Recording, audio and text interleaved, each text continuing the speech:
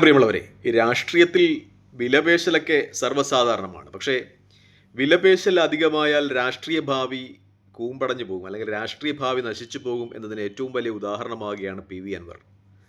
അദ്ദേഹത്തിൻ്റെ രാഷ്ട്രീയ ഭാവി നിലമ്പൂരിൽ അദ്ദേഹം നിർദ്ദേശിച്ച സ്ഥാനാർത്ഥിക്ക് അല്ല ഞരക്ക് വീഴുന്നത്, ജോയിക്കല്ല, മറിച്ച് ആര്യാടൻ ഷൗക്കത്തിനാണെന്ന് അറിയുമ്പോൾ തന്നെ അടഞ്ഞു എന്ന ഒരു സ്ഥിതിവിശേഷമാണുള്ളത്. നേരത്തെ ഇങ്ങനെ ഒരു സ്ഥിതി ഉണ്ടായിരുന്നത് നമ്മുടെ കെ കരുണാകരൻ്റെ മകൻ കെ മുരളീധരനായിരുന്നു. അദ്ദേഹം രാഷ്ട്രീയത്തിൽ വളരെ ക്ഷോഭിച്ചു നിന്ന അവസരത്തിലാണ്, നമുക്കറിയാം, അദ്ദേഹം KPCC പ്രസിഡൻ്റൊക്കെ ആയിരുന്ന അവസരത്തിലാണ് 2004 കേരളത്തിൽ ലോക്സഭാ ഇലക്ഷൻ വരുന്നത്.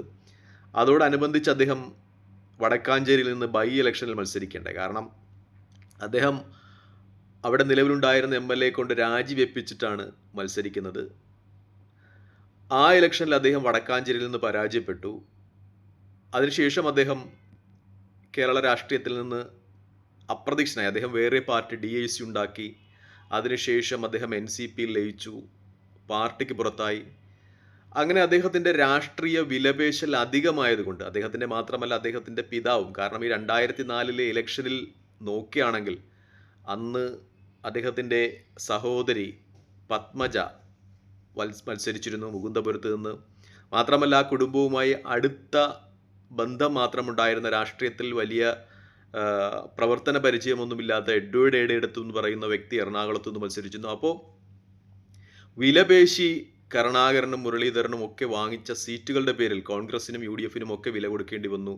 പാർട്ടി വളരെ ദയനീയമായി പരാജയപ്പെട്ടു. ആ ലോക്സഭാ ഇലക്ഷനിൽ UDFന് ഒറ്റ സീറ്റ് മാത്രമാണ് കിട്ടിയത്, E അഹമ്മദിൻ്റെ. അങ്ങനെ ആ വിലപേശലുകൾ കൊണ്ട് കെ മുരളീധരൻ്റെ രാഷ്ട്രീയ ഭാവി ഇരുളടഞ്ഞു എന്ന് തന്നെ പറയാം. അദ്ദേഹത്തിന് പിന്നെ വളരെ കാലം പാർട്ടിക്ക് പുറത്ത് നിൽക്കേണ്ടി വന്നു. അദ്ദേഹം പാർട്ടിയിൽ നിന്ന് പുറത്താക്കി, പിന്നെ DIC ഉണ്ടാക്കി, പിന്നെ NCP ലയിച്ചു. അതിനുശേഷം NCP ഒക്കെ വിട്ട് അദ്ദേഹം വെറുമൊരു മെമ്പറായി പാർട്ടിയിൽ തിരിച്ചെത്തി. അതിനുശേഷം അദ്ദേഹത്തിൻ്റെ വളരെ പിൻനിരയിലുണ്ടായിരുന്ന KC വേണുഗോപാലനും രമേശ് ചെന്നിത്തലയ്ക്കും അതുപോലെ VD സതീശനും ഒക്കെ പിറകിൽ അദ്ദേഹത്തിന് വന്നു നിൽക്കേണ്ടി വന്നു കെ മുരളീധരൻ. അത് അദ്ദേഹത്തിൻ്റെ വിലപേശലുകൾ അധികമായതുകൊണ്ട് എന്നാണ് എൻ്റെ ഒരു വിലയിരുത്തൽ. കാരണം അദ്ദേഹം വളരെ സമന്വയത്തോടുകൂടി കുറച്ചു നാളുകൾ കൂടി നിലനിന്നിരുന്നുവെങ്കിൽ, രാഷ്ട്രീയത്തിൽ, കോൺഗ്രസ് രാഷ്ട്രീയത്തിൽ നിന്നിരുന്നുവെങ്കിൽ, അദ്ദേഹം വിലപേശി അന്ന് വടക്കാഞ്ചേരി ഉപതെരഞ്ഞെടുപ്പിൽ മത്സരിക്കാതിരുന്നുവെങ്കിൽ അദ്ദേഹം ഒരുപക്ഷെ 2004 ശേഷം, അതായത് AK ആന്റണിക്ക് ശേഷം കേരളത്തിൽ കോൺഗ്രസിൻ്റെ മുഖ്യമന്ത്രി ആകേണ്ടി വരുമായിരുന്നു. അതിനുശേഷം അദ്ദേഹത്തിൻ്റെ രാഷ്ട്രീയ ഭാവി വളരെ പതുക്കെ ആയിരുന്നു എന്നാണ് ഏറ്റവും പ്രധാനപ്പെട്ട കാര്യം. പിന്നെയുള്ള UDF മിനിസ്ട്രിയിലൊന്നും അദ്ദേഹത്തിന് മന്ത്രിയാകാനൊന്നും കഴിഞ്ഞില്ല. മിക്കപ്പോഴും ഇപ്പോൾ പാർട്ടിയുടെ ഒരു ചാവേറായി അദ്ദേഹം മാറുന്നു എന്നത് യാഥാർത്ഥ്യമാണ്. കാരണം അദ്ദേഹം അന്ന് വിലപേശലുകളുടെ ഒരു ഉസ്താദായിരുന്നു എന്നതുകൊണ്ട് തന്നെ അദ്ദേഹത്തിൻ്റെ രാഷ്ട്രീയ ഭാവി വലിയ വിഘാതം ആയി അദ്ദേഹത്തിൻ്റെ വിലപേശൽ തന്ത്രം. അതിനുശേഷം ഇപ്പോൾ നമ്മൾ കാണുന്ന മറ്റൊരു വിലപേശൽക്കാരൻ PV അൻവറാണ്. നമുക്കറിയാവുന്നതുപോലെ അദ്ദേഹം കോൺഗ്രസ്സുകാരനാണ്. അദ്ദേഹത്തിൻ്റെ പിതാവ് കോൺഗ്രസ് പാരമ്പര്യമുള്ള ആളാണ്. അദ്ദേഹത്തിൻ്റെ പിതാവ് ജവഹർലാൽ നെഹ്റുവിൻ്റെ പ്രൈവറ്റ് സെക്രട്ടറി ഒക്കെ ആയിരുന്നു എന്നാണ് എൻ്റെ വിവരം. ജവഹർലാൽ നെഹ്റു അദ്ദേഹത്തിൻ്റെ വീട് സന്ദർശിച്ചിട്ടുണ്ട് എന്നൊക്കെ അറിയാൻ കഴിയുന്നു. അദ്ദേഹം പാർട്ടി കോൺഗ്രസ് അദ്ദേഹത്തിന് സീറ്റ് കൊടുക്കാത്തത് കൊണ്ട് LDFൽ ചേർന്നു. 2 പ്രാവശ്യം അദ്ദേഹം നിലമ്പൂരിൽ നിന്ന് മത്സരിച്ചു, വിജയിച്ചു LDFൻ്റെ ടിക്കറ്റിൽ. കഴിഞ്ഞ പ്രാവശ്യം അദ്ദേഹം വളരെ ചെറിയ വോട്ടിന് 2000-ൽ പരം വോട്ടുകൾക്കാണ് മത്സരിച്ച് വിജയിച്ചത്. മാത്രമല്ല അദ്ദേഹം LDF സൈബർ സഖാക്കളുടെയൊക്കെ വലിയ പ്രീതിക്ക് പാത്രമായ, അവരദ്ദേഹത്തെ വിളിച്ചിരുന്നത് സൈബർ രാജാവ്, കടന്തൽ രാജാവ് എന്നൊക്കെ ആയിരുന്നു. അതിനുശേഷം അദ്ദേഹം ഉയർത്തിയ പ്രശ്നങ്ങൾ പ്രസക്തമായിരുന്നു എന്നെങ്കിലും അദ്ദേഹം LDF വിട്ടു. അതിനുശേഷം അദ്ദേഹം UDFലേക്ക് ചേക്കേറാൻ നടത്തിയ ഈ വിലപേശൽ തന്ത്രങ്ങളൊക്കെ അദ്ദേഹത്തിന് വീണ്ടും വിഘാതമായി ഭവിക്കുമോ എന്ന ഒരു നിഗമനത്തിലാണ് പ്രത്യേകിച്ചും രാഷ്ട്രീയ നിരീക്ഷകർ. ഇപ്പോൾ ഈ നിലമ്പൂർ ഉപതെരഞ്ഞെടുപ്പിൻ്റെ സമയത്ത് അദ്ദേഹത്തിൻ്റെ വിലപേശൽ തന്ത്രം അത് പരാജയപ്പെടുന്നതായിട്ടാണ് കാണുന്നത്. കാരണം അദ്ദേഹം VS ജോയിയെ നിർദ്ദേശിച്ചു. പക്ഷേ VS ജോയിയെ കോൺഗ്രസ് പരിഗണിച്ചില്ല. മറിച്ച് അവർ പരിഗണിക്കുന്നത് ആര്യാടൻ ഷൗക്കത്തിനെയാണ്. ആര്യാടൻ ഷൗക്കത്ത് എന്ന് പറയുമ്പോൾ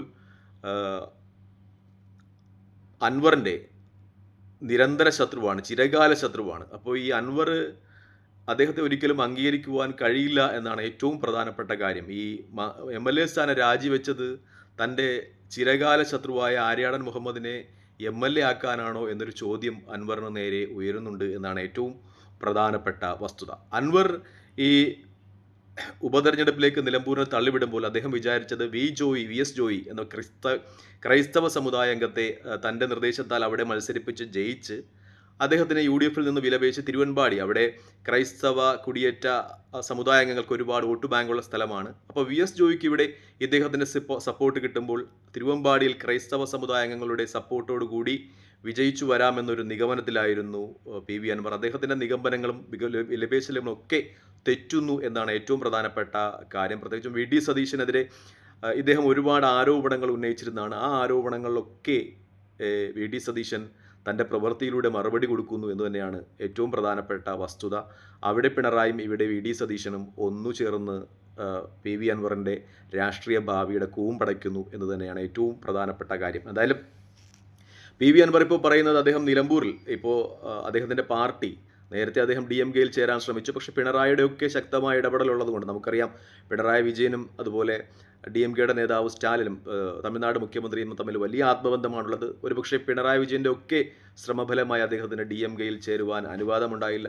DMK തമിഴ്നാട് ഘടകം അദ്ദേഹത്തെ DMK-യിൽ എടുത്തില്ല. അതിനുശേഷം അദ്ദേഹം തൃണമൂൽ കോൺഗ്രസിൽ ചേർന്നു. അങ്ങനെ UDF-ൽ എത്താൻ ശ്രമിച്ചു. പക്ഷേ ഇപ്പോൾ UDF നേതൃത്വത്തോടുള്ള വിലപേശൽ തന്ത്രം UDF നേതൃത്വം തള്ളിക്കളയുന്നു എന്നാണ് ഏറ്റവും പ്രധാനപ്പെട്ട വസ്തുതയായി മാധ്യമങ്ങൾ ചർച്ച ചെയ്യുന്നത്. എന്തായാലും അദ്ദേഹം ഇപ്പോൾ നിലമ്പൂരിനെ താൻ MLA സ്ഥാനം രാജിവെച്ചത് എന്തിനു വേണ്ടിയാണ് എന്നൊരു ചോദ്യം ഉയരുകയാണ്. നിലമ്പൂരിനെ ഉപതെരഞ്ഞെടുപ്പിലേക്ക് തള്ളിവിട്ടത് എന്തിനാണ് എന്നൊരു ചോദ്യം ഉയരുകയാണ്. എന്തായാലും ഇപ്പോൾ വാർത്തകൾ പുറത്തു വരുന്നത് അദ്ദേഹം ഒരുപക്ഷെ തൃണമൂൽ കോൺഗ്രസ് ടിക്കറ്റിൽ മത്സരിച്ചേക്കാം എന്നാണ്. തൃണമൂൽ കോൺഗ്രസിൽ മത്സരിച്ചാൽ തന്നെ, ആ ടിക്കറ്റിൽ മത്സരിച്ചാൽ തന്നെ അദ്ദേഹത്തിനുള്ള വിജയസാധ്യത വളരെ കുറവാണ്. കാരണം കഴിഞ്ഞ നിയമസഭാ ഇലക്ഷനിൽ 2000-ൽ പരം വോട്ടുകൾക്കാണ് VV പ്രകാശിനോട് അദ്ദേഹം ഇടതുമുന്നണിയുടെ സ്ഥാനാർത്ഥിയായി മത്സരിച്ചിട്ടും വിജയിച്ചത്. അങ്ങനെ ഒരു സാഹചര്യം നിലനിൽക്കെ, രാഷ്ട്രീയ സാഹചര്യങ്ങൾ ഒരുപാട് മാറിയ സാഹചര്യത്തിൽ അദ്ദേഹം തൃണമൂൽ കോൺഗ്രസിൻ്റെ സ്ഥാനാർത്ഥിയായി മത്സരിച്ചാൽ അവിടെ വിജയിക്കില്ല എന്നുറപ്പാണ്, അദ്ദേഹത്തിൻ്റെ പരാജയം ഉറപ്പാണ്. പക്ഷേ അദ്ദേഹത്തിന് ആരെയെങ്കിലും തോൽപ്പിക്കാൻ കഴിയും. ഒന്നെങ്കിൽ കോൺഗ്രസിനെ അല്ലെങ്കിൽ ഇടതുപക്ഷത്തിനെ അദ്ദേഹത്തിന് തോൽപ്പിക്കാൻ കഴിയും. ആരെ തോൽപ്പിച്ചാലാണ് PV അൻവറിന് ലാഭമുണ്ടാകുക? കാരണം രണ്ടുപേരെ തോൽപ്പിച്ചാലും അല്ലെങ്കിൽ ഈ ഇടതുപക്ഷം ജയിച്ചാലും കോൺഗ്രസ് ജയിച്ചാലും PV അൻവറിനെ സംബന്ധിച്ച് നഷ്ടം തന്നെയാണ്. കാരണം അദ്ദേഹം ചെയ്തത് മണ്ടത്തരമാവുകയാണ്. കാരണം ഇടതുപക്ഷം ജയിച്ചാൽ, ഇടതുപക്ഷത്തിൻ്റെ സ്ഥാനാർത്ഥി ആരെന്ന് പ്രഖ്യാപിച്ചിട്ടില്ല, ആരായാലും ഇടതുപക്ഷ സ്ഥാനാർത്ഥി വിജയിച്ചാൽ അത് പിണറായിക്ക് കിട്ടുന്ന വോട്ടാണ്, പിണറായിയുടെ വിജയമാണ്, പിണറായി സർക്കാരിന് ജനങ്ങൾ കൊടുക്കുന്ന അംഗീകാരമായി പരിഗണിക്കപ്പെടും. അത് PV അൻവർ ഉയർത്തിയ ആരോപണങ്ങളൊക്കെ നിഷ്ഫലമാക്കുന്നതിന് കാരണമാകുമെന്നാണ് ഏറ്റവും വലിയ യാഥാർത്ഥ്യം. ഇനി ആര്യാടൻ ഷൗക്കത്താണ് വിജയിക്കുന്നതെങ്കിൽ, ആര്യാടൻ ഷൗക്കത്ത് എന്ന് പറയുന്നത് അൻവറിൻ്റെ ചിരകാല ശത്രുവാണ്. ആ ഫാമിലിയെ, ആര്യാടൻ ഷൗക്കത്തും അതുപോലെ ആര്യാടൻ മുഹമ്മദുമൊക്കെ വലിയ ശത്രുക്കളാണ് PV അൻവറിനെ സംബന്ധിച്ച്. മിക്കപ്പോഴും ഈ ബൈ ഇലക്ഷൻ്റെ സമയത്തൊക്കെ പേരുയർന്നു വന്നപ്പോൾ തന്നെ ആരാണ് ആര്യാടൻ ഷൗക്കത്ത് എന്ന് ചോദിക്കുന്ന രീതിയിലുള്ള പരാമർശങ്ങളൊക്കെ അൻവറിൻ്റെ ഭാഗത്തുനിന്നുണ്ടായിരുന്നു. ആര്യാടൻ ഷൗക്കത്ത് ജയിക്കുകയാണെങ്കിലും അൻവറിനെ സംബന്ധിച്ച് നഷ്ടമാണ്. ഇപ്പോൾ ആര് ജയിച്ചാലും ശത്രു വിജയിച്ചു എന്ന ഒരു സ്ഥിതിവിശേഷമാണ് സംജാതമാകുക അൻവറിനെ സംബന്ധിച്ച്. അതുകൊണ്ട് തന്നെ അൻവർ ഈ ബൈ ഇലക്ഷനിൽ തൃണമൂൽ കോൺഗ്രസിൻ്റെ സ്ഥാനാർത്ഥിയായിട്ട് മത്സരിച്ചാലും ഏതെങ്കിലും ഒരു ശത്രുവിനെ അദ്ദേഹത്തിന് വിജയിപ്പിച്ചേ പറ്റൂ എന്നാണ് ഏറ്റവും വലിയ യാഥാർത്ഥ്യം. എന്തായാലും PV അൻവറുടെ ഈ വിലപേശൽ, അദ്ദേഹത്തിൻ്റെ കളി അധികം ഓവറായിപ്പോയി എന്ന ഒരു തോന്നലാണ് ഇപ്പോൾ മാധ്യമങ്ങളൊക്കെ പങ്കുവയ്ക്കുന്നത്. അദ്ദേഹത്തിൻ്റെ നിലപാടുകൾ, അദ്ദേഹത്തിൻ്റെ ശത്രുക്കളിൽ ആരെങ്കിലും ഒരാൾ എന്തായാലും നിലമ്പൂരിൽ നിന്ന് ജയിക്കും. ഇടതുപക്ഷ സ്ഥാനാർത്ഥി വിജയിച്ചാൽ അത് പിണറായിക്ക് കിട്ടുന്ന സപ്പോർട്ടാവും, പിണറായി ഗവൺമെൻറ്റിന് കിട്ടുന്ന അംഗീകാരമാവും. ഇനി ആര്യാടൻ ഷൗക്കത്താണ് വിജയിക്കുന്നതെങ്കിൽ അത് ആര്യാടൻ ഫാമിലി വളരെ ശത്രുതപരമായി കാണുന്ന അൻവറിന് അത് വലിയ തിരിച്ചടിയാകും എന്നതിൽ സംശയമില്ല. എന്തായാലും അൻവർ പെട്ടു എന്ന് തന്നെയാണ് ഏറ്റവും വലിയ യാഥാർത്ഥ്യം. തൃശങ്കുവിലായി, ആപ്പിലായി എന്ന് പറയുന്നതാണ് ഏറ്റവും വലിയ യാഥാർത്ഥ്യം. തൽക്കാലം ഈ വീഡിയോയുമായി ഇടവാങ്ങിയാണ്. മറ്റൊരു വീഡിയോയുമായി കാണുന്നതുവരെ നന്ദി, നമസ്കാരം, ജയ് ഹിന്ദ്. വീഡിയോ ഇഷ്ടപ്പെടുന്നുണ്ടെങ്കിൽ ലൈക്ക് ചെയ്യുക, ഷെയർ ചെയ്യുക, കമൻറ്റ് ചെയ്യുക.